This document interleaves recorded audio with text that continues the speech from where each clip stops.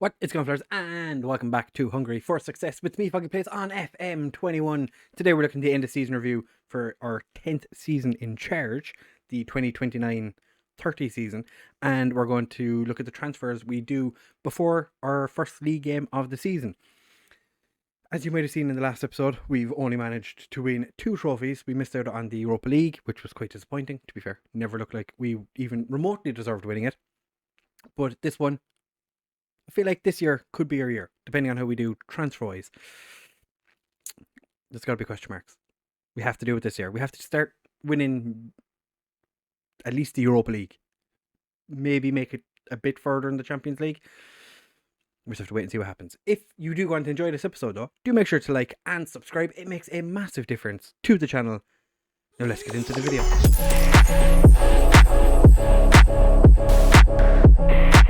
Right, players, so it is the end of season review. As you can see, we did win the league and we won the Hungarian Cup again. This is our 6th time in a row doing that, I think. I think it's the 6th, or is it the 5th in a row? We've won it a lot. I think that's fair to say. We've been quite a good team for quite a while. Signing of the season, Lazar. To be fair, he did play quite a number of games. 40 in total, 7 goals and 12 assists. Hernandez was quite an influential player, but he wasn't here for the whole season, so I guess that's why he doesn't get it. I'm kind of surprised Kranic didn't get it. 23 appearances, I suppose 6.8. 1 assist though, that's not too bad. So the expectations for the league this year were to win it. We did. 87% average home attendance, not too bad. Carlsberg, 25 goals, as you might remember, only played 21 games. It was pretty good. They wanted us to reach the playoff minimum. We made it to the group and got knocked out, because that's just what we do now. Europa League, be competitive. We were runners up. The only time we lost, technically, was against Man United, even though we did get smashed by PSV. That still counts as a win. Hungarian Cup, they wanted us to win it, which we did, because of course we did, because we are the dominant club in Hungary. The biggest win was 9-0 against ZTE, which, again, quite a comfortable victory for us. Match to remember, 5-2 against Basel. It's not too bad. And the goal of the season was our first game against AZ in the Champions League this year, where O'Neill scored from a stunning volley from 26 metres out. Probably not the best goal we scored this year, but that's fine. Reputation stays at 3.5 stars. Our sponsorship has increased. Our broadcast revenue, that's not including the Champions League and Europa League money that we're going to be getting. So that's fine, I guess. Corporate and hospitality has gone up. Competition prize money, again, waiting on Champions League and Europa League money to come through, because the Champions League ends, I think the final is today. Match day commercial and retail has gone up.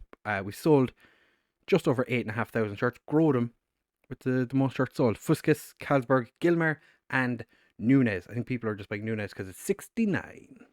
The overall best 11 for the season had Perez in goal, to be fair. 3 assists and 35 appearances for a goalkeeper. That's not too shabby.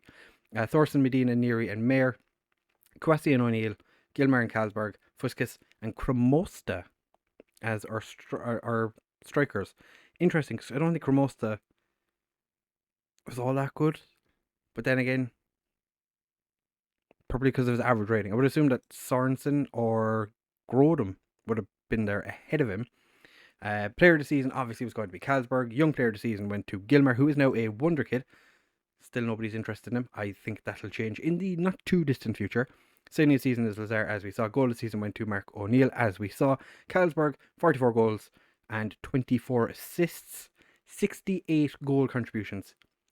Cannot complain about that.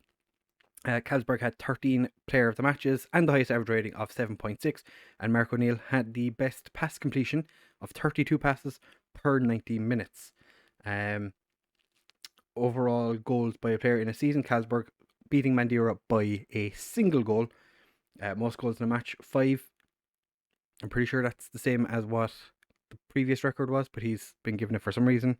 Again, most goals by a player in a league match was 5. Before this, I'm not sure why they've given it as a new record. Same as it was before. Cesar Hernandez is our most expensive player ever, and the highest transfer fee received is for Zamorano, which I think we did fairly well without him. It was a superb season as they claimed their 7th successive title to back up their pre-season credentials. So it must have been our 5th double in a row. The overall best 11, though, has Hut Wagner in goal. What's Hut Wagner up to these days? Still at Ujpest. He did have interest from, I think it was Saudi Arabia. So I'm interested to see that he didn't get, they haven't kind of kept pursuing him. Bourdais is still with ourselves. Hidalgo is still with Parma. I feel like he's wasted playing for Parma. But that's fine. They're still in Serie A. He's playing all the games. Derek is still at Ferencvaros. Doesn't look like he's going anywhere anytime soon. Perolevscu is still playing for Cluj, but is wanted by Al Duhail. Oriola. What's Oriola up to these days? Playing for Salzburg. Still there. Not getting as much game time as he would have probably liked, but that's fine. Zamorano is in China for Shanghai Shenhua. He's only been there for a season.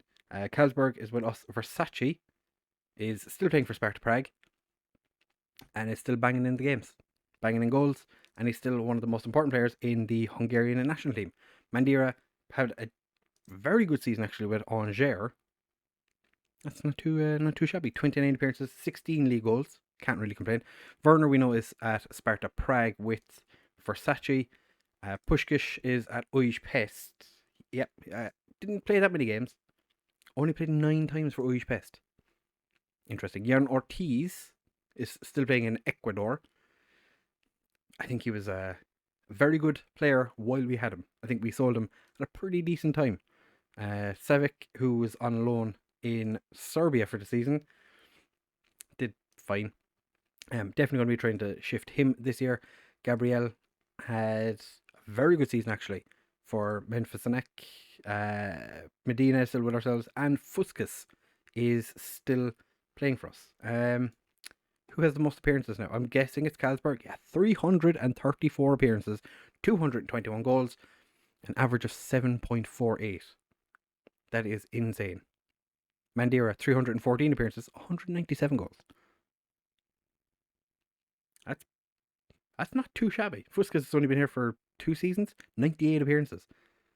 That's since Bourdais been here for ages. Yes, 4 seasons, and he's still only played 90 games total. We're really not using him all that often, to be fair. But then again, I knew that. We've already looked at that. Or actually, Fred Johnson he's retired. That's sad. In the season review, we've already done that. Where are they now? Nobody cares. We outdid everything. Next season, they want us to play direct, counter-attacking, entertaining, attacking football, make the most of set pieces, work within the wage budget, spend the original transfer budget. They want us to reach the group stage of the Champions League, which we should be able to do, and win the league. I'm guessing they want us to probably finish or win the cup as well. And they just don't really care about that at the moment. Dressing room atmosphere and managerial support are super duper high because that's what you would expect. Get yourself rested because we're going to do it again next season. Fantastic. The players are delighted. Win the title, boys. Come on. Ladder stages. Just reach the competition proper. I don't want to overdo it. I'm going to look to play younger players. That's all for promises now. And we will do the code of conduct when you get back. Team report. Nobody cares about that. I do find this interesting. Nobody in the first team picked up too many injuries. 8 injuries for this guy that is a youth player. The players are off on holidays until the 1st of July. And as you can see, things have gone less than fantastically well in the Europa League. I can't see it from here. So the Champions League final is tomorrow. So we'll be getting a bunch of money tomorrow. Juventus, PSG. I have my money on Juventus winning the game. Disappointed we didn't make the most of set pieces. Interesting, because Medina scored 12 goals, all from set pieces. Carlsberg scored a bunch of goals from set pieces. Interesting. Very interesting. So we will be back in just a second to have a look at the transfers. We do have a few players arriving. I think 2 players arriving. A Chinese striker and a Czech goalkeeper. And we have 2 players leaving at the start of July. So we're getting a nice bit of cash money in. So we're going to be saving 1.8 thousand a week in wages, or 1,800 a week in wages, and our transfer income is 2.1 million. So that can't be right. Yeah, I don't know. Right, we'll be back in just a second for that. Don't go anywhere. You might see a huge amount of transfers or none. We'll have to wait and see. Right, fellas. So the first game of the season is upon us. We're playing Hungary, in the opening game of the season, and we're playing HJK in the Champions League third qualifying round.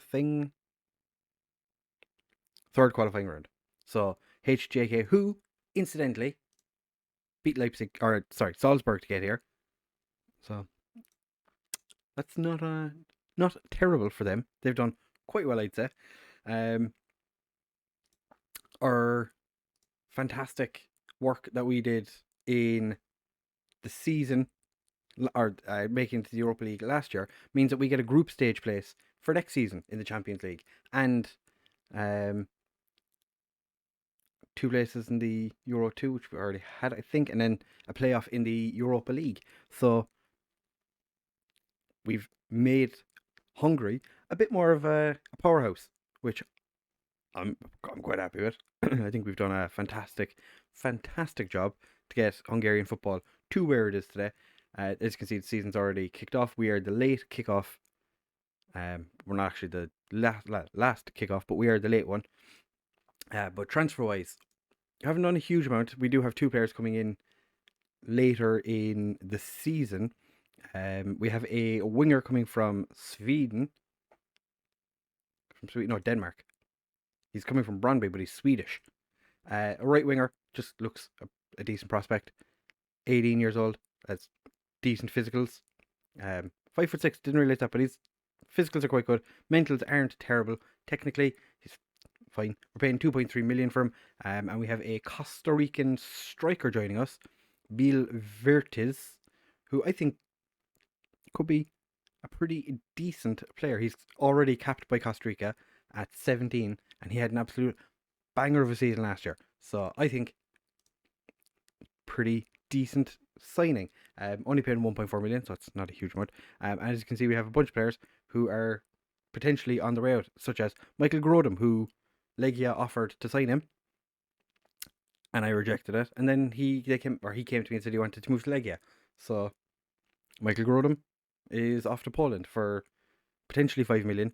I would like to get more for him, but we'll have to see what we can do with that. Kromosta had an offer from Slavia Prague. I rejected it, and he was like, "Hey, I want to go back to Czech Republic." So Viktor Pulsen have offered a loan for him. Is there any other important players? Roy Jensen is potentially off on loan to AAB. That is all the important players. So we're going to go through just some of the players we signed. As you can see, not been a massively busy summer in terms of players coming in. We have done a lot of business out though. So Ashat Avician, who's our Armenian / Uruguayan striker, he's come in, and we said in our contract negotiations that we'd loan him out when he arrived.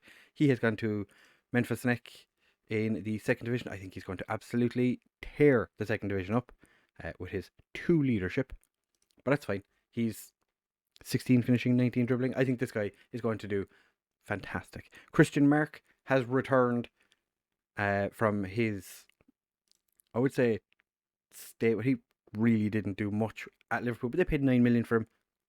I'll take it. They paid 9 million. We got him back for nothing. He's not getting paid a huge amount, and he only wanted to be an emergency backup.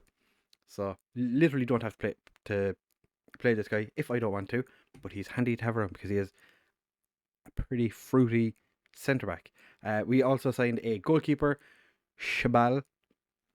Just a promising young goalkeeper. Well, he's 20, so he's not young, but he's decently young.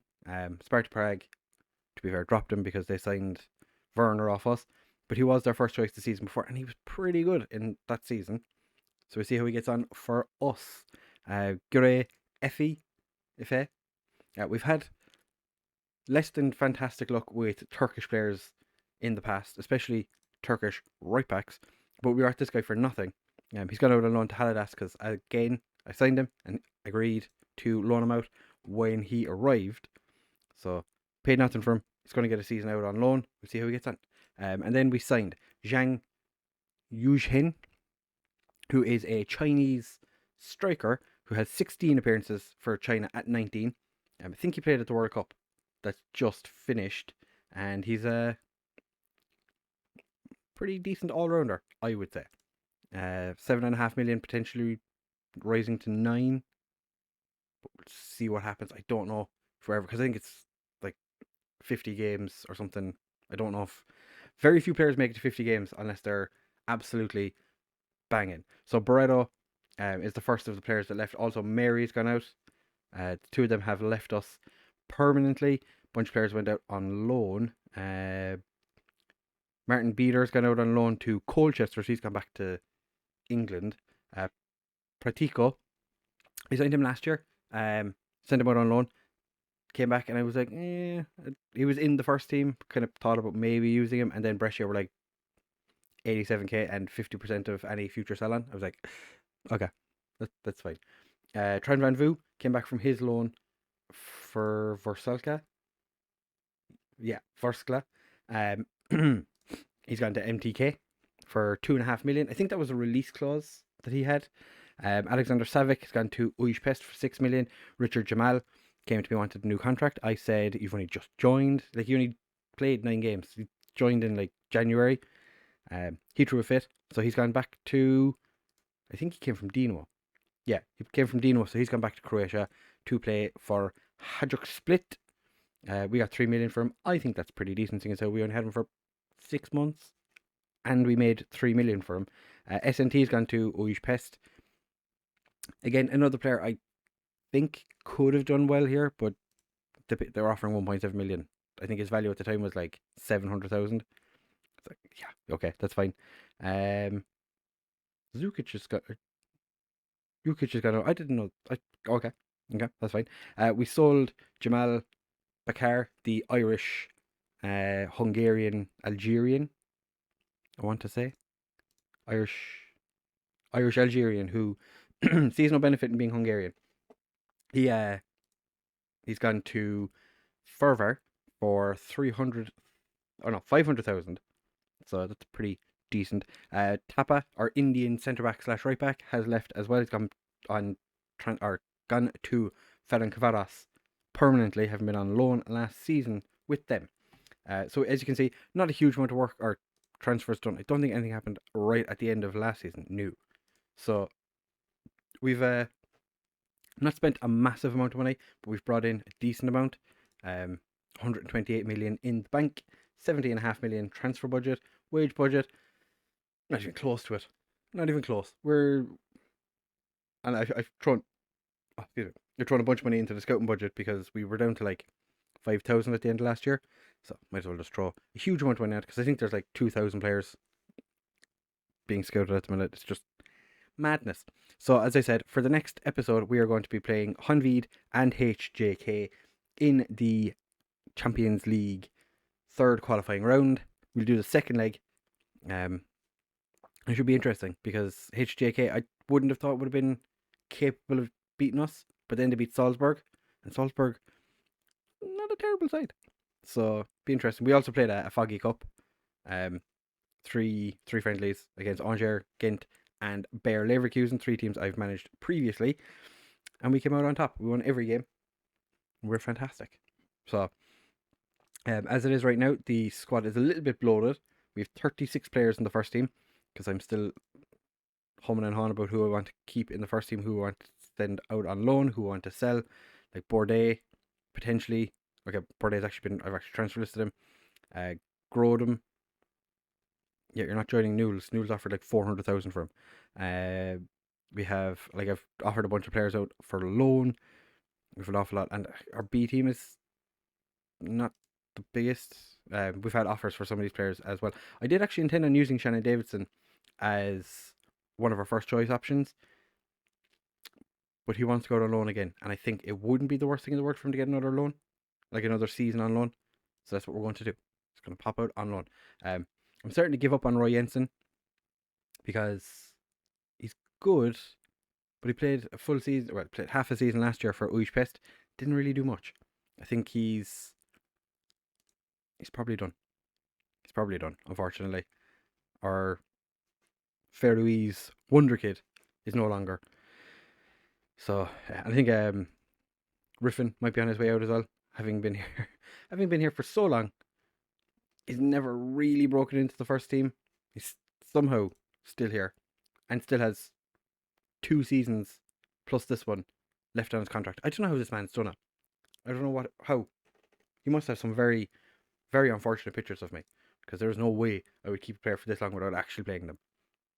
Anyway, like I said, the next episode will be against Hanvid and HJK in the second leg of the Champions League. So if you did enjoy this episode, do make sure to leave a like, comment, subscribe, share with all of your friends, and I will see you in the next one.